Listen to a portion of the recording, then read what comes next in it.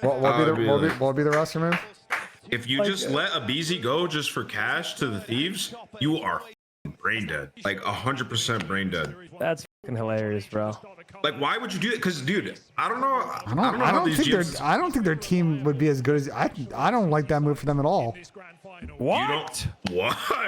Bro, I can't take you serious. Ben literally hates aBeZy. No, because you cannot talk. Because this game is all teamwork. Bro. I don't care how many kills you stack on the fucking map. Who on that team is carrying bombs and sitting their ass in hell? I'm not even coming from a perspective of aBeZy picking up a shit ton of kills. He's just a good player. Who's guaranteeing their fucking team? Who's guaranteeing their teamwork, bro? Bro, aBeZy is a great player. He has so Tyler much influence is on the good, map. but like I agree, but on that team, he's smart as fuck. Are you talking? Okay, would the team be MC, Hydra, Scrap, and Tyler? Is that a team you're saying? Well, we're just talking about in general, Scrap and Hydra getting aBeZy on their team. The fourth is so important if you're putting aBeZy. It depends on who they get. I mean, they could if it's get Dan, I'm fine with it. They could end up getting like we don't know. If it's Dan or if it's like aBeZy, I get it. But like if it's MC, you're just making Faze. You don't think aBeZy joining Thieves would make them better? Are you crazy? They're all, bro. They don't. There's not much more. Like they already have good talent as a team. Like I don't know what. The reason they sucked ass at the end of the year is fucking teamwork. aBeZy only brings talent, bro. Like aBeZy makes the game easier for the people he plays around. Bro, guys, and he's always been that way. aBeZy's always been an enabler. See, here is the thing that you guys are. It seems like in this call, you guys just too biased when it comes to Tyler. I'm about to make a point. I don't know if it's going to age well or not, but the problem that nobody in this call is recognizing at the moment is that players' form can dip and go, but people's like actual skill level can go up and down. And the big thing for aBeZy this season is statistically, this was by far and away his worst season. And statistically, he was one of the worst SMG players in the league this year on top teams. And I'm sure he knows that. And aBeZy's if aBeZy goes to Thieves, he's going to laugh and go, the risk you have is that he could come back. Piss on people. Yeah, I hope he comes back and he plays well. But the risk is that he may not be able to get back to the same player. Wait, why do you not think players can develop? That's the thing when we talk about Selim and aBeZy. Like, why do we think players can't just learn? They can develop, but they can also regress, is the point I'm trying to make, bro. They can develop and they can also regress. But also when you're surrounded by other smart people. Hold on. You don't think Envoy has regressed? Like, bro, like Envoy was prone to the bad game this season, especially like in the last couple of events. I don't think you're wrong. I don't think you're wrong. And in general, like Envoy is one of the greatest of all time. Phenomenal sub, like literally one of the best.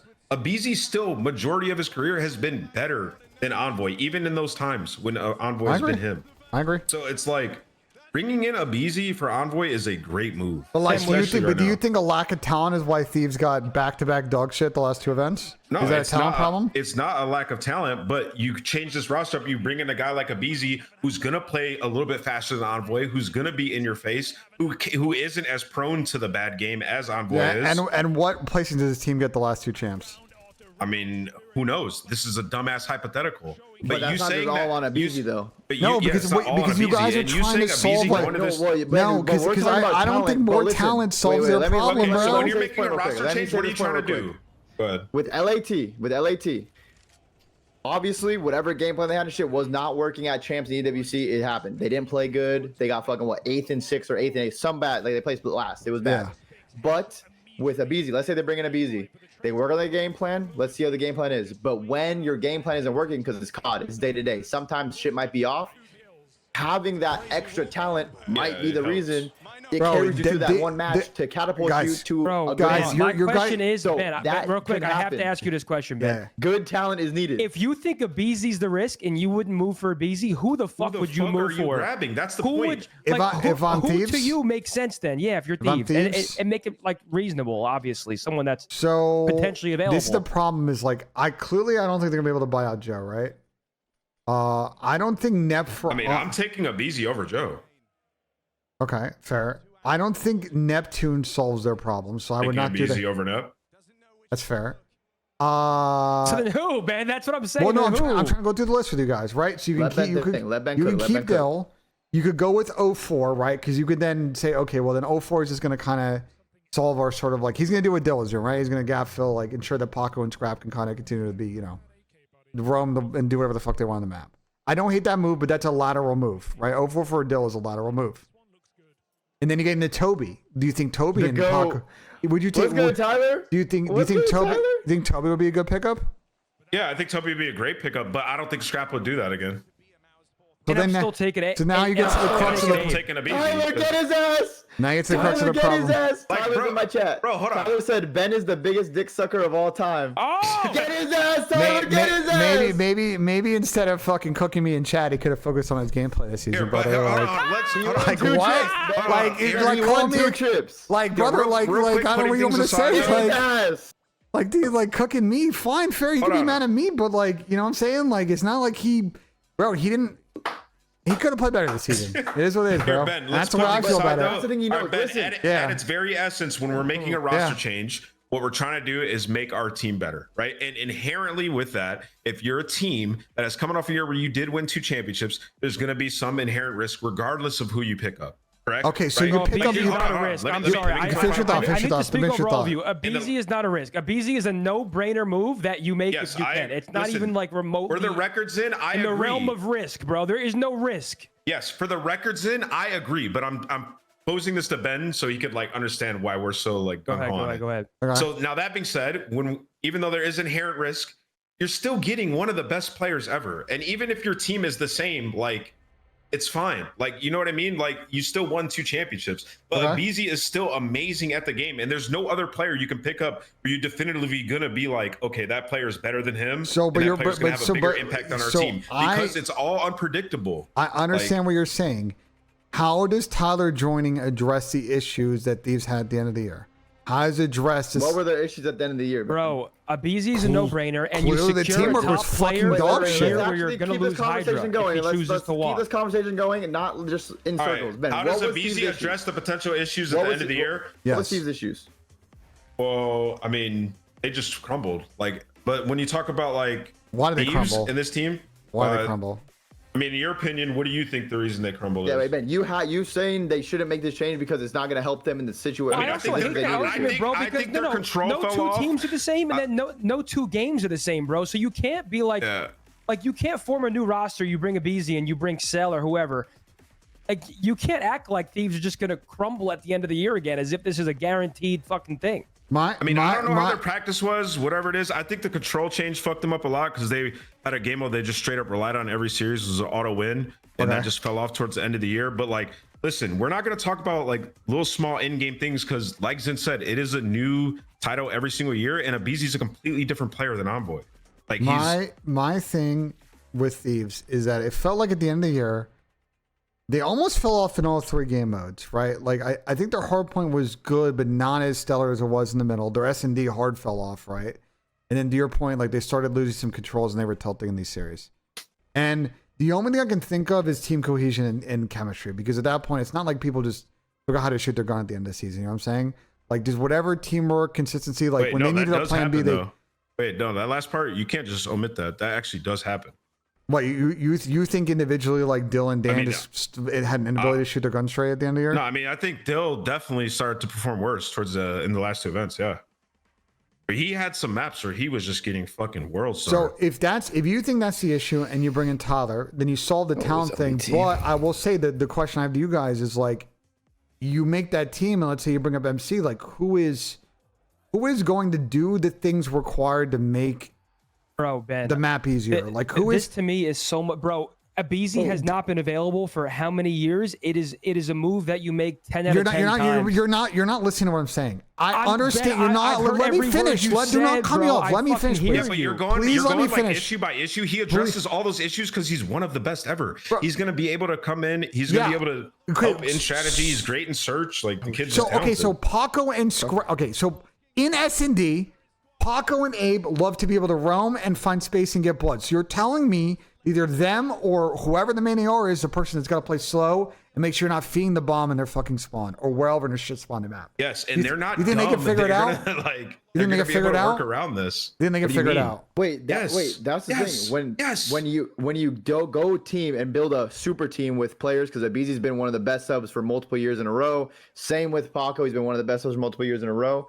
When you have a new team, people are going to have to give and take certain things. You're going to have to learn. I hope so. I fucking hope so. And get used to it. But I think with these players, since they have been at the top of the Call of Duty, what is Call of Duty? Call of Duty is a game that comes out once a year. What happens the next year? A new game comes out. What do Call of Duty players do? They adapt. They learn. So why can't these top players? It's not that crazy for them to be able to adapt into new environments. They do it every single year. Well, it shouldn't be this. I'll be honest. Paco and Scrapping them. Obviously, they team this year, but this is a disappointing year. People were saying about their team this year. They just mentally crumbled. That's like I don't even want to. So, I don't think talent's resolving that problem. I think regardless of who they, I think aBeZy's not just talent. Like he's also knows what's going on. That's what I don't think Ben is understanding. I don't know about this season, brother. The shit I was seeing on the map. I don't know about that. Ben, okay, you talk about Thieves crumbling at the end of the year. So what do? You don't get aBeZy, you keep Envoy, and then run the risk of the same exact thing happening. Exactly. Or you get 04 Neptune, people who you just said who are less proven than aBeZy. Who crumbled in I think you've come to the crux. Finals, bro. I think you've come to the crux of why the Thieves change is so interesting this offseason, because I think that, and I'm curious to know, like Scrap and Paco haven't said anything. The reporting that we've heard is that it's driven by management. Like, I'm curious what the players think the problem was, what the coaching staff thinks the problem was, and as you guys have been in some situations, I'm curious what management, which isn't in scrims every day, what they think it is. He's answered it. Then he said, "I don't even know what happened. We just crumbled." He says that he's been asked this like 3-4 times. That's a shitty answer. I don't know. Tyler said in the chat, Rome and S&D, this guy doesn't even understand a lick of COD. Okay, well. So Tyler's getting the first blood, but I mean, Tyler can roast me, but like he had one of the lowest first blood win percentages at the last 2 events of the season. So like, what's his value in search at the end of the year, brother? Like, what's your value in search at the end of the year, brother? If you're not planting bombs, you're not getting kills. What are we doing here? When you do something for 5 or 6 years and he's the #1 first blood getter in the fucking game, and he has a 1-2 off events. Go on Breaking Point right now and look at the first blood stats. Because the maps could be totally different. The game could play way different. Like, we're not gonna act like we didn't. If Tyler is in a new situation with new people, he's not just gonna do the exact same thing. Which I think was what's great for him. I agree. I think, and that's why I think the trio. That's why I say the trio needs to break up. Whether 2 of them stay together, but Simp and Cell and Cell and Simp, whoever, or Sim and aBeZy. Holy fuck! But like, why do you think Faze is letting him go? Why do you think Faze is letting him go then? Why do you think Faze is letting him go then? Well, Faze is letting everyone explore options. I mean, dude, it's like, more than what you're saying. Wait, hold on. This is unfair because you're saying this like alluding to something like, oh, he played like shit, so that's why we're letting him go. No, I'm just asking a question. If the team has failed 2 years in a row at the end of the year, why do you think they're letting him go? Shake shit up. Why do you think they're letting him go? I'm telling you right now. This is why. Who, aBeZy? Yeah, bro. Ben's trying to say it as if it's like because they also have Simp, bro. I mean, yeah, it's because they played together for so long, and maybe the players want to change shit up. Like, it's not all just because he's ass. Like, what I don't like, that's not it. The way you're positioning aBeZy as if he's like just talent. Like aBeZy is like one of the few players who's been one of the few who can run into a hill and get a 2-piece and get the first blood. Like, he makes the game so much easier. He's not just talent. In past years, but not this. Talent plus selfless. In past years, but not this year, bro. People were saying he was better than Simp. There was like a aBeZy like.